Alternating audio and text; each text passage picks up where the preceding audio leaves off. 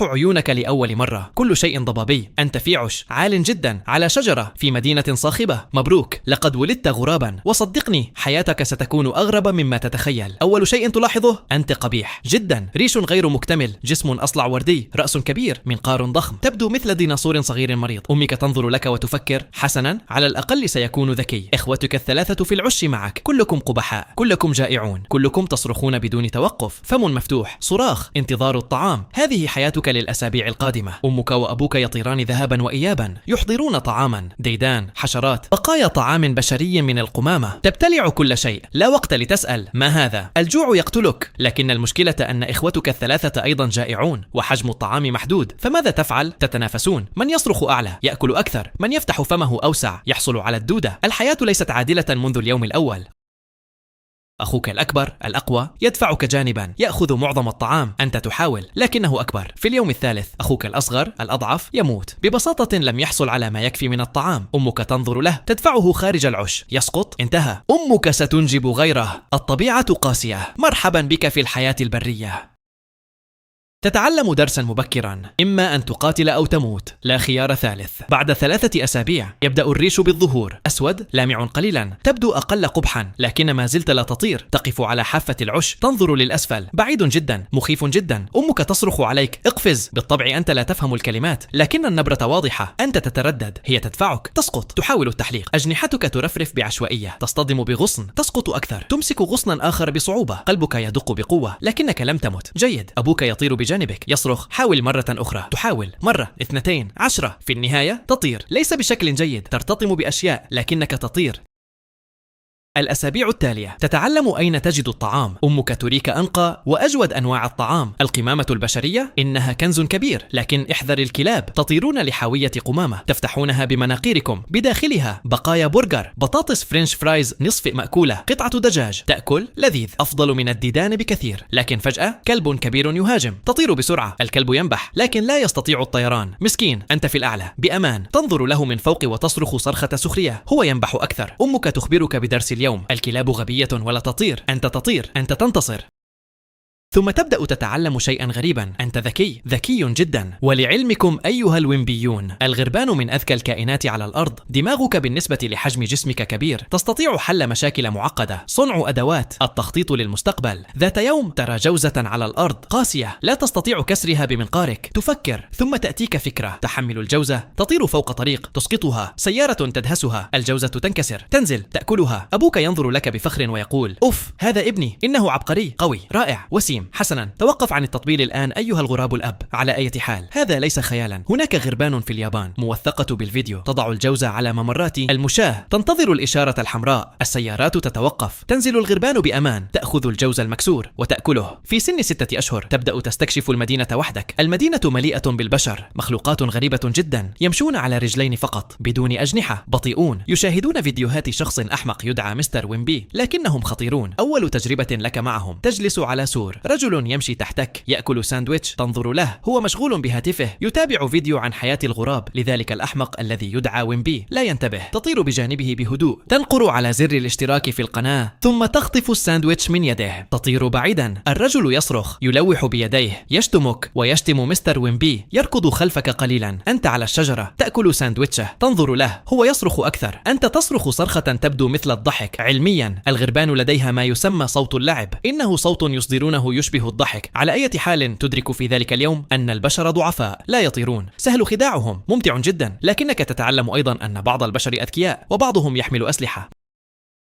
مرة تحاول سرقة طعام من حديقة منزل، رجل يخرج ببندقية هوائية، يطلق عليك، تهرب بسرعة، الرصاصة تخطئك، لكن الرسالة واضحة. تتذكر وجه هذا الرجل جيدا وتقرر أن تنتقم منه. فالغربان يا أصدقائي تتذكر الوجوه البشرية لسنوات. في جامعة واشنطن باحثون أمسكوا غربانا ووضعوا علامات عليها، وارتدى العلماء أقنعة مطاطية محددة، ثم قاموا بأذية الغربان قليلا. بعد إطلاق الغربان، كلما رأت أحدا يرتدي نفس القناع، حتى بعد 5 سنوات الغربان تهاجمه، وليس فقط نفس الغربان التي أمسكت، بل أيضا الغربان الصغيرة التي لم تكن موجودة أصلا. هذا يعني أن الغربان تعلم أطفالها هذا الوجه عدو، هاجم، وهذا الوجه عدو قذر أكثر، اقتله. أنت تتذكر الرجل ذو البندقية، كلما رأيته تصرخ صرخات تحذير تخبر باقي الغربان. يصبح مكروها في مجتمع الغربان المحلي، كلما خرج 10 غربان تصرخ عليه. يعيش في جحيم كل يوم.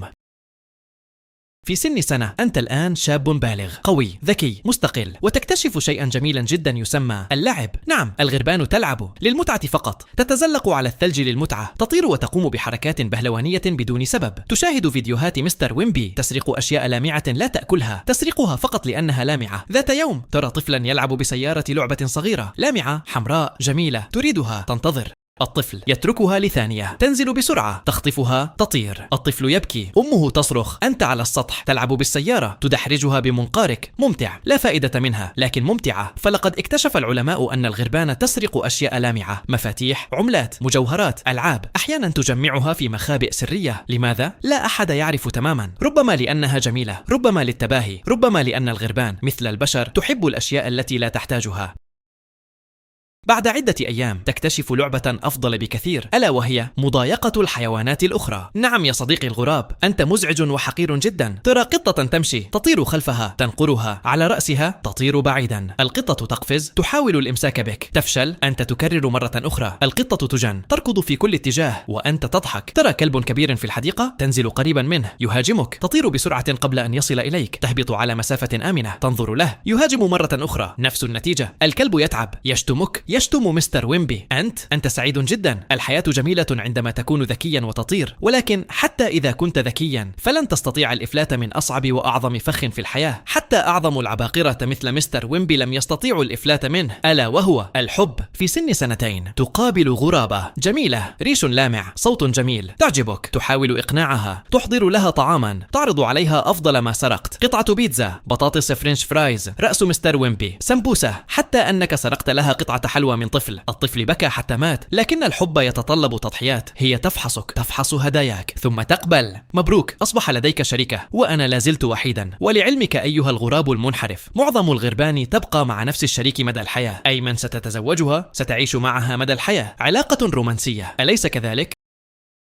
تبنيان عشا معا على شجرة عالية بعيد عن الأخطار، تجمعان أغصانا، أوراقا، قطعا من القماش سرقتها حتى أسلاك. أصبح لديك عش جميل. بعد أسابيع هي تضع بيضا، 3 بيضات، أنت تحرسها بفخر، تحضر لها الطعام، هي تجلس على البيض. أسبوعان من الانتظار، ثم الفقس، 3 صغار قبيحون مثل ما كنت، لكنهم أطفالك. تشعر بشيء غريب، مسؤولية. تبدأ أصعب فترة في حياتك، إطعام 3 صغار جائعين باستمرار. تطير من الفجر حتى الغروب، تبحث عن طعام، تسرق، تصطاد، تنافس غربانا أخرى على أفضل مصادر الطعام. مرة تجد مكانا رائعا، مطعم يرمي بقايا طعام كثيرة، تبدأ تذهب يوميا، لكن غربانا أخرى تلاحظ، يأتون أيضا، تتشاجرون، صراخ، نقر، ضرب أجنحة، ضرب نار. أنت تدافع عن منطقتك، لكن 5 غربان ضدك، تخسر، يطردونك، تعود للبيت بطعام أقل، أطفالك جائعون، شركتك تنظر لك بخيبة أمل. الضغط حقيقي. ذات يوم أحد أطفالك يحاول الطيران، يسقط من العش، يهبط على الأرض. طفل بشري يقترب، يحاول الإمساك به. أنت ترى هذا من بعيد، لا تفكر، تنقض، تهاجم الطفل، تنقر رأسه. الطفل يصرخ، يهرب. طفلك الصغير سليم، لكن أبا الطفل يخرج غاضب، يرى طفله ينزف قليلا من رأسه، يراك، يلتقط حجرا، يرميه، يخطئك، يلتقط آخر. هذه المرة يصيب جناحك، ألم حاد، تسقط، تحاول الطيران، لكن جناحك مصاب، تركض على الأرض، تختبئ تحت سيارة. الرجل يبحث عنك، لا يجدك، يغادر. تبقى تحت السيارة ساعة خائفا، جناحك مكسور قليلا، لكن ليس كسرا كاملا. بعد أيام يتحسن، تطير مرة أخرى، لكنك تتذكر وجه الرجل جيدا. تبدأ حملة انتقام، تذهب إلى محل مستر ويمبي، تشتري منه أسلحة، سكاكين، قنبلة نووية، ومصاصة بطعم التفاح. تجعل جماعتك يحملون الأسلحة ويطيرون بالقرب من منزل الرجل، ويطلقون عليه هو وعائلته. ثم تطير أنت من فوق، وترمي القنبلة النووية على المنزل وتفجره بالكامل. أحسنت، تبخر الرجل وعائلته بالكامل، وبهذا تكون حققت انتقامك. أمزح معكم، هذا ما كان يدور في مخيلتك، لكن ما تفعله هو أنك كلما رأيت الرجل تصرخ، تطير قريبا منه، تزعجه، أحيانا تنقر رأسه وتهرب. تعلم الغربان الأخرى أنه عدو، يصبح مستهدفا. في النهاية الرجل يضع قبعة دائما عندما يخرج، يمشي بسرعة، ينظر للأعلى باستمرار. أنت فزت، لكن بثمن غالي. الآن البشر في الحي يعرفون أنك الغراب المجنون. بعضهم يحاول إخافتك، بعضهم يرمي حجارة عليك، والأسوأ بعضهم يحاول اصطيادك. حياتك أصبحت أصعب، وستصبح حياتك أصعب في الحقيقة يا عزيزي الويمبي. إذا اكتشفت أنا وأعضاء القبيلة أنك وصلت إلى هنا ولم تشترك حتى في القناة، كما رأيت أنا لدي محل أسلحة. سنتسلح أنا وأعضاء القبيلة وسنهجم على منزلك وسنربطك على عمود وسنرميك بالرصاص.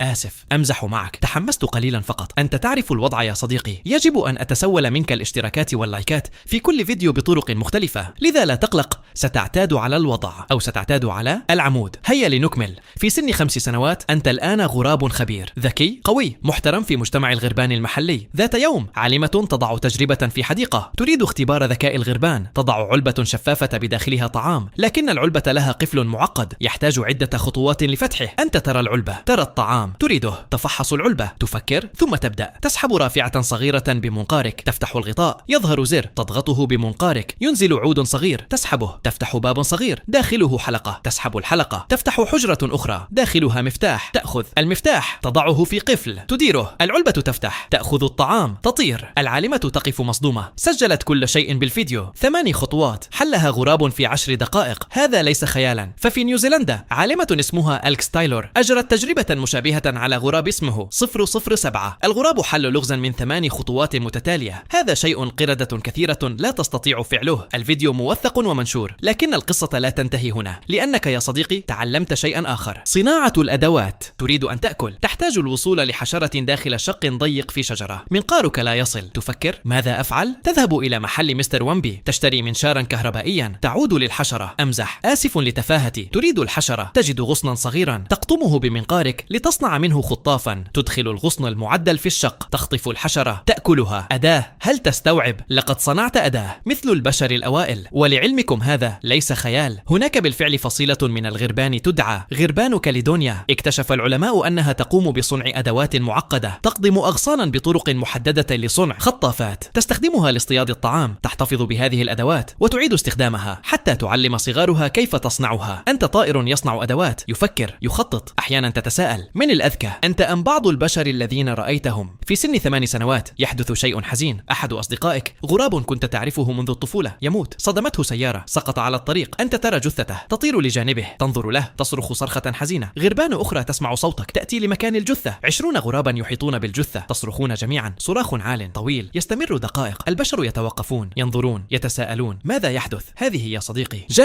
جنازة غراب. فالغربان أيها الويمبيون تقيم جنازات. عندما يموت غراب، غربان أخرى تجتمع حول الجثة، تصرخ، تبقى دقائق أو حتى ساعات. العلماء يظنون أن هذا ليس فقط حزنا بل أيضا تعلم. الغربان تحاول فهم ماذا قتل صديقها لتتجنب نفس المصير. إذا كان هناك بشري قريب من الجثة، الغربان تربط الأمر. هذا البشري الحي كان يقف بجانب هذا الغراب الميت. إذا هذا البشري قتل هذا الغراب، هذا البشري خطر. يذهبون إلى محل مستر ويمبي، يشترون سكاكين. آسف، هذه آخر مرة سأقوم فيها بهذا. تبدأ أنت والغربان بتجنب هذا البشري. بعد الجنازة تشعر بشيء غريب، حزن، خوف من الموت، لا تعرف، لكنك تطير لبيتك صامتا. تفهم في النهاية أن الحياة قصيرة حتى لغراب. في سن 15 سنة أنت الآن غراب عجوز، ريشك ليس لامعا كما كان، طيرانك أبطأ قليلا، صوتك أخشن، لكن عقلك لا يزال حادا. لديك ذكريات كثيرة. الرجل ذو البندقية لا يزال حيا، لا تزال تكرهه. الأطفال الكثيرون الذين أنجبتهم على مر السنين، بعضهم مات، بعضهم لا يزال حيا. الأماكن التي خبأت فيها طعاما ونسيت أين أصبحت أشجارا الآن. مرة تطير بجانب نافذة، ترى انعكاسك في الزجاج، تتوقف، تنظر لنفسك، تعرف أن هذا أنت، ليس غرابا آخر بل أنت. فالغربان تتعرف على نفسها في المرآة. أنت تملك وعيا ذاتيا، تعرف أنك أنت، وهناك عدد ضئيل جدا من الكائنات الحية من ضمنهم الإنسان يستطيع فعل هذا.